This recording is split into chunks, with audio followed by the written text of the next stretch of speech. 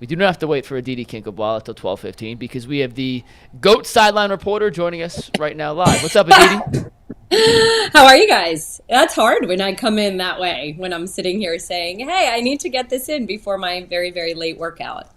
I've been, and that's my daughter turning on a light that we don't need on, but thank you very much. I've been purging my basement of toys. Really? And the light's back on. She wants you to be in the spotlight there, Aditi. You know what? She's from Cleveland, which just means she's a pain in the you-know-what. Well, actually, I don't know if she's from Cleveland. If you're born in a city, you're not really from it. You're just a native of it, though, right? Don't blame Cleveland for her turning on the light. You have to at least pay taxes in one cycle before you can say you're from somewhere. Yeah, that's right. By the way, she's a native, though. She was born there. Right. There you go. By the way, I spent 6 hours in Pittsburgh this weekend. I got to complain about some Yinzers in a little bit. But before we get to that, let's get to this football game. We spent the first 30 minutes of the show, all of us in full agreement, which doesn't happen all that often, Aditi, but we were in full agreement that the Browns have to move on from Cade York. Absolutely have to move on. He can't be trusted. You cannot bring him into the regular season. Kevin Stefanski, who had been defending him the entire preseason, saying he's the starter, he's the starter, he's the starter. When he was asked about it yesterday, of course, said, well, we think he's very talented. To me, we all think that means they're moving on. Do you think they're moving on from Cade York? My gut says that they're not. I think that they really, truly believe in how talented he is. Oh, my God. He hasn't just suddenly forgotten how to kick the ball. This is just one of those things that I think you've also heard Kevin say he needs to work through. And we've seen this happen. Look, you just mentioned Pittsburgh. We saw it happen with Chris Boswell a few years ago. I know. Gee, I'm sorry. I know this is not wait a second. But what if the guy's going to turn into one of the greatest kickers ever and you've given up on him He's not. Before you've even given him a chance? Wait a second. Hold on one second. Because I keep hearing the same argument and I'm sick of it. You mentioned Chris Boswell. I've heard people say the same thing. Well, Justin Tucker had one down year, but Justin Tucker and Boswell had already had great seasons. Cade York was lousy last year. You know what could happen here? This is just, I'm throwing baseless speculation out there, okay? So just baseless speculation. Take it for what it's worth. He did get hurt a little bit. So what if on Saturday, what if he needs to start the season on PUP or on IR or something like that, and they bring in another kicker? And they kids are running behind you. I love them. It's awesome. I love them. Oh my gosh, I love them. Okay. Stop. Guys, this is live television, and you are old enough to know better. Stop it. You're saying you think they could put him on like season-long IR? You know, Victor Cruz, years and years ago, I was a Giants beat reporter, and Victor Cruz showed these amazing signs in the preseason. But the Giants didn't necessarily really have a spot at wide receiver, and he wasn't quite ready, although he showed unbelievable potential and talent and promise. And he ended up spending the season on IR and seasoning. And then we all know what happened after that. And I'm not saying it was a fake injury. I'm not saying that he wasn't actually injured, but certain things like that have been known to happen. I like that. I like that little thing. I like that. Keeping him that on. Whole but again, I have no inside information here. He can't be the kicker, though. Suggesting that any NFL team skirts the rules in some ways. I have children that are not. What do you not understand about this, Nico? We shouldn't be Nico laughing. is old enough to get this. She maybe is not, but he. You know what? This is the first week of school tomorrow. I can't wait. Please. And my husband just left for San Francisco. Probably timed that on purpose, and so here we are. And I've been purging their toys, so maybe this is payback for the fact that I'm purging toys. But let me ask you, Adam, if they're not playing with the toys anymore and there's no room in the basement, you have to move on from the toys, correct? Just like you got to move on from Cade York. 100%. Oh my God! No, we're not moving on from Cade. I mean, not we. I just don't see the Browns doing it. Look at how many years they gave Anthony Schwartz. Yes, true. Look at how many years. But the difference is. But the difference is, Aditi, with Anthony Schwartz, you could have him on the bench. With the kicker, he's got to kick. And if he costs you games, he can cost you the season. Right, but there are not there. can you guys like mute me for a second, please, so I can just so you can scream Yeah, let's unabashedly? put Aditi on hold. Aditi, we're gonna put you on hold. Make her the black. Let's put her on hold for a minute. Yo, So- she about to go so. Oh man, mommy, she's pissed. listen, as a kid who got whoopings all the time. Who stayed with a whooping? my God. I got Listen. touched up. Listen, did you see her face? She was I pissed. feel so sorry for them kids right now. They don't even know it. Yeah, they don't even know it. They don't even know And I'm glad that We're not going going to show it, but she is going to town on them right now. Oh, Lord. Hey, don't amp them up. See, this is a different generation. In my generation, it was cool to get beat on TV. I'm anti that. I used to get over here. Oh, look at this special move. Man, I got whooped in front of my second grade class one time. Oh, wow. That's not appropriate. We have Aditi back. Hey, Aditi. Earl. Aditi, there's a meme floating around. I know I personally enjoy it. It's parents everywhere saying, "School, come get y'all kids. Come get y'all kids." Tell the school, it's time for y'all to come get y'all kids. We are tired. I mean, this is insane. You know, the town right next to mine started last week. Whoa! Clearly, I'm not. Excuse me. I need you to. You can't like scold your children in public. Wow. Say hi to everybody. Say Hi. Hi, baby Aditi. Now can you go, please? Okay, take the cheese and go. All right. Aditi, I do have a question for you. So yeah, wait, but let me go back to the kicker thing really quickly, guys. Kickers are not a dime a dozen. You don't just find them growing on trees whenever you want them. You see an Evan McPherson, a Justin Tucker, a Chris Boswell. The Browns haven't given up on Cade York having that sort of talent. They think there's something he needs to work through. Now, Anthony Schwartz is a little bit different because from the word go, they recognized that he was not a natural pass catcher. They were hoping they could develop him into one.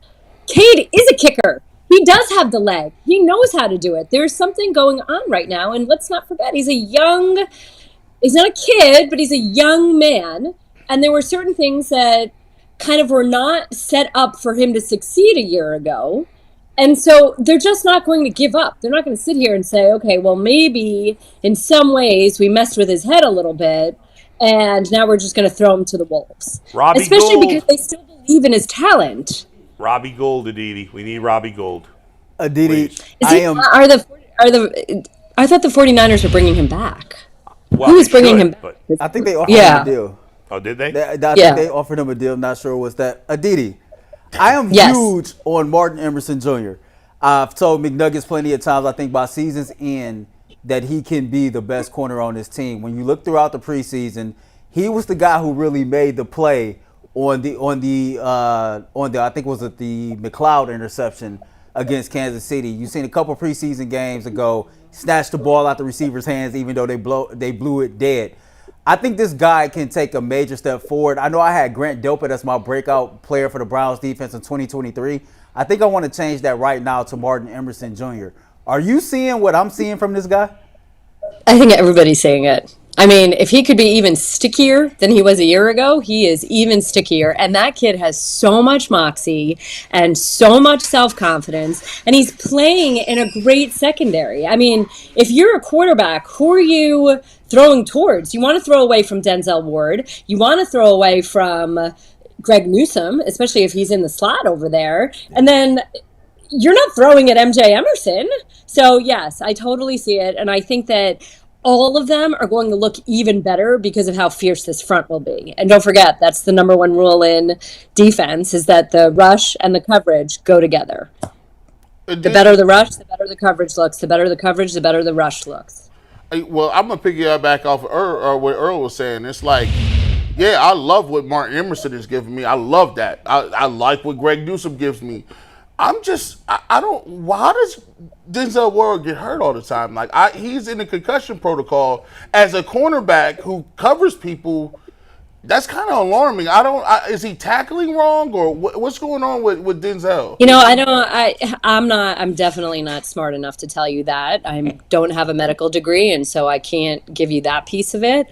I hate to ever call anybody injury prone. I do wonder sometimes about body size, though, and hitting that exact right line. You know, it's a conversation I had with JOK this weekend. As you know, JOK is playing just a little bit heavier than he was a year ago. And you've heard him say the best ability is availability. And so it's not heavier than he's ever played in his life. It's only enough that he feels he doesn't sacrifice any quickness or any speed, but it is just a little bit more bulk. Now, some people, I wouldn't know anything about this, but some people apparently can't actually put on weight, and no matter what they do, they try, and that's that. I don't know if Denzel has tried to bulk up just a little bit. I don't know if he ever did, and then he felt like he sacrificed some speed or quicks or whatever. I can't speak to any of that. I don't know, but you have to believe that the Browns have had those conversations and are trying to figure that out, especially since JOK is in a position where he's acknowledged, you know what, maybe I need a little bit more meat to me. Mike, you go ahead. Yeah, Didi, I want to preface this by saying I totally understand the first-team Chiefs offense didn't play. I am well aware of that. It was the second and third string. It was Shane Buechele and Blaine Gabbert at quarterback. But the Browns' defensive efforts were pretty damn impressive, especially in that first quarter. You talked to Juan Thornhill on the sidelines, and I know you were speaking to some other Browns players throughout the game, especially on the defensive side of the ball. Thornhill said they are so excited to play in this Schwartz system. From speaking to them, from seeing it up close and personal 3 weeks in a row now, how evident is the difference in what you see from the first-team defense and those starters this year as opposed to That's an embarrassing this time question. last season? Embarrassing, Adam, really? They're playing against you know what? Steve Buechele. Steve Buechele, Aditi. Really, come on, give me a break. They're playing against guys who aren't in the NFL. We don't know yet how good it is. You know what? Here, I'll give you a counter to that. And they didn't play with the guy that will make that defense go, which is Myles Garrett. Because as good as that front looked, as good as Zadarius Smith looked, as good as Dalvin Tomlinson and Shelby Harris, and every single one of them looked, Obo looked, they're all going to look better when Myles Garrett is on the field. And Myles didn't play. I so know you that, can play Aditi, it but however way you want to play it. No, but Mikey's asking a valid question. Mikey's asking, I know he is. I'm busting his balls. Difference? Do you feel that the way they go about their jobs, the way they're approaching what they do is different? Yes, I do. And Jim Schwartz nearly took my head off in my halftime interview, and I still felt ready to run through a wall and go play for him. I mean, the man that holds these people, holds these men to a certain level of accountability and a certain standard. You know, they had, in the first half, oh my God, I'm so sorry. I wish Jim Schwartz was in my house. You know, I got a picture to share with you guys of Kaya coloring in front of Jim Schwartz in the team hotel in the gym. And Jim Schwartz is like, it was so adorable. He's like, you have to hold on to those days. And all I could say was, can I send her to you? And can you shape her up, please? And you know what, Bull? I'll back up what Aditi has said, because Aditi has been saying since before the preseason started that the Browns defense, regardless of who was out there, it was about an attitude. It was about a style of play. It was about execution.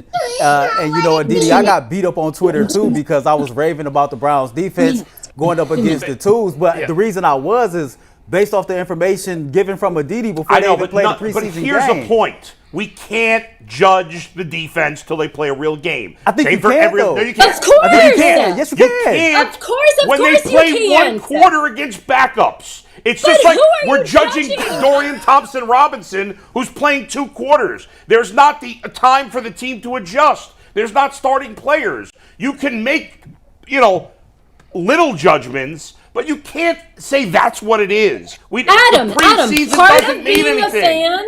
Okay, but part of being a fan is having enormous hope. So you should have some sort of hope right now. It doesn't count, so you look for signs of hope. What are signs of optimism? What are signs to sort of say, okay, this could potentially go well? No one is sitting here and writing in ink that these are the 2 teams in the Super Bowl. They are. But it is very valid to say, you are? Okay. No, I'm not. I'm not. No, I just agree. saying, yeah. I think it's valid to say this is a defense that is playing with more aggression, that is being held to a different standard of accountability. That when Zadarius Smith says, I am playing with my seatbelt off, and that's what it looks like on the field, it doesn't really matter who you're going against when you're saying, okay, this is an attitude, like Earl said. This is a swagger. This is an approach.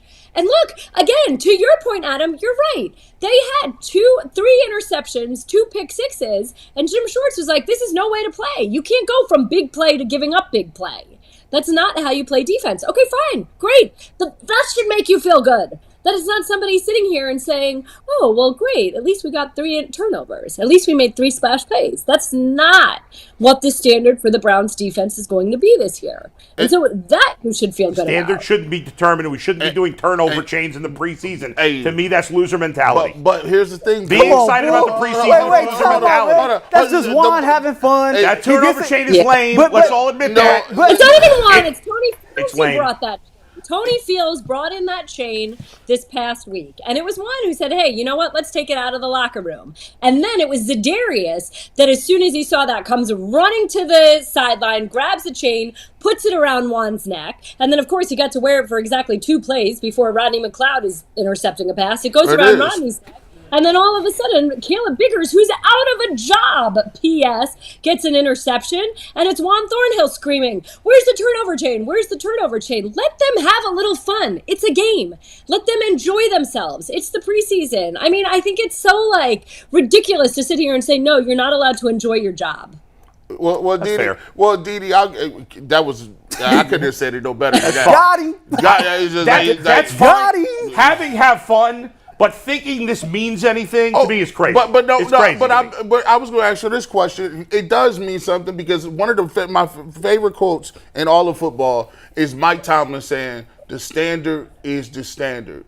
If you never set the standard, how do you know what the standard is?" I don't think you set the standard in the preseason. No, That's you all do. I'm saying. You do. No, you set Browns the went 4-0. Of course you do. You set 4-0 the the year they standard in went the 0-16. spring. You set the It's about an organizational ethos. There you go. You set the standard way back in OTAs. Yeah. Don't say you don't set the standard in the spring. Of course, this is about an organization and how an organization operates and thinks and what they expect. And the best organizations set their standards long before they ever step on a field that matters. Well, then they went 1-2-1, so it was a failure. Let me just give you another example of this. Let Let me just give you another example of this. I can remember being a kid in grade school, right? And your teacher would say, if you do X, Y, and Z, you get a sticker. And the one with the most stickers at the end of the week, they will be recognized. Now, in the grand scheme of things, the stickers don't mean a damn thing when it comes to my grades and come to my attendance.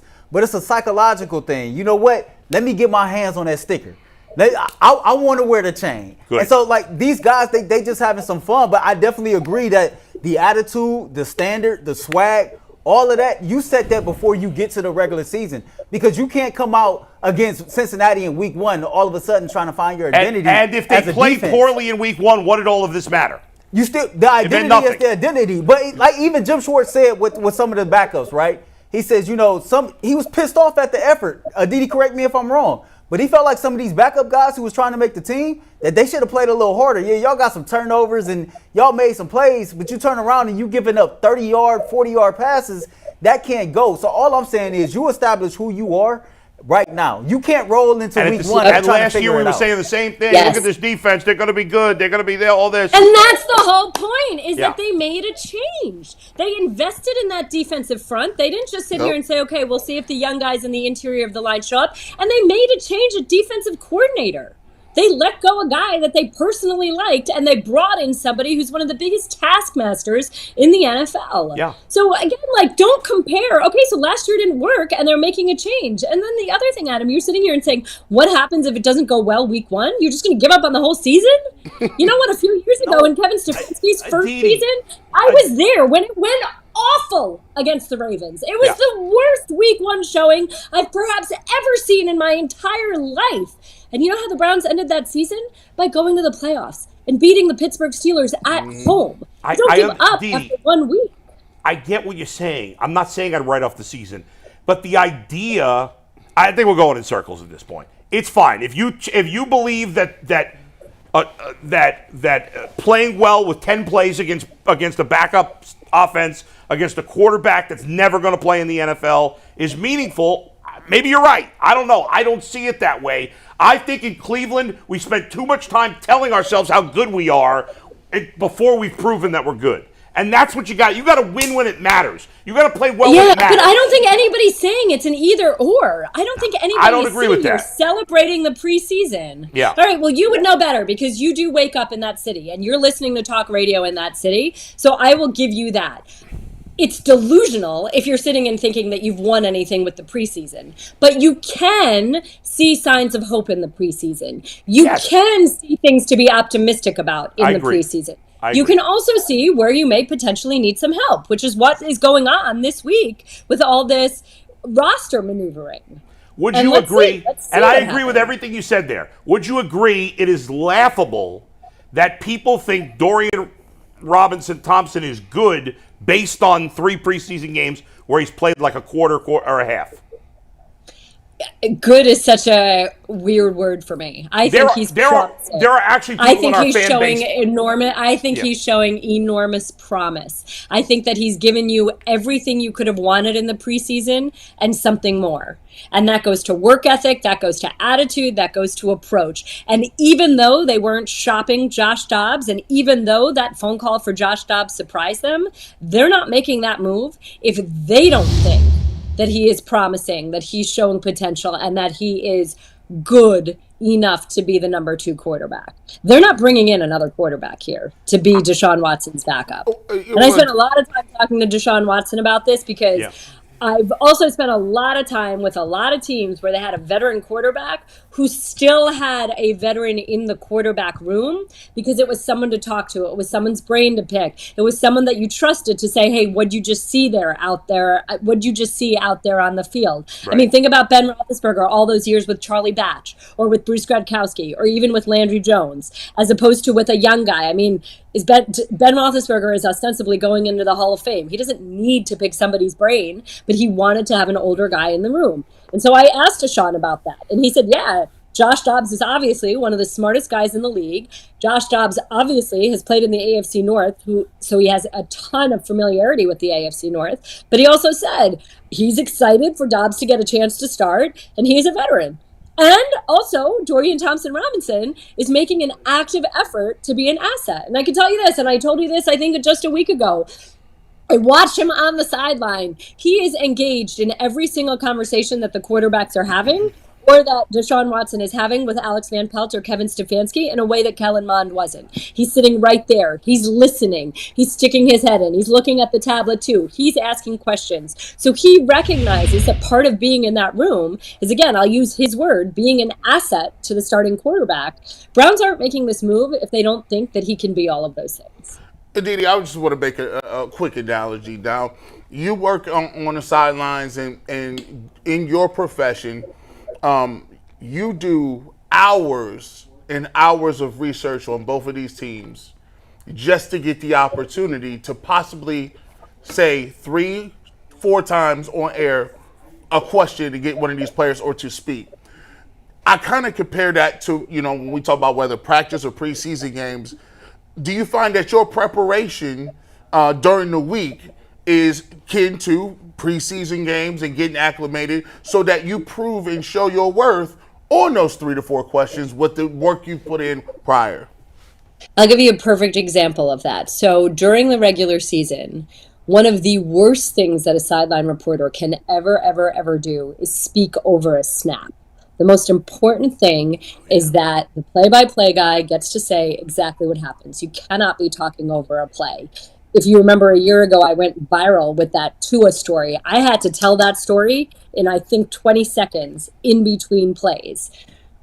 In the preseason, my producer has told me, you can talk over the plays. It's the preseason. You interview guys on the field and we talk over plays. Don't worry. But whenever I had a story to tell or a report or an injury update, I made sure I talked in between snaps because I need those reps of having that timing down. And I will tell you, week 1, I screwed up because I talked transitions. When I say I screwed up, I tried transitioning off of what Joe Thomas said, and then there'd be a snap, and I realized that I didn't necessarily get the most important point in that I wanted to because I took too long to get to it.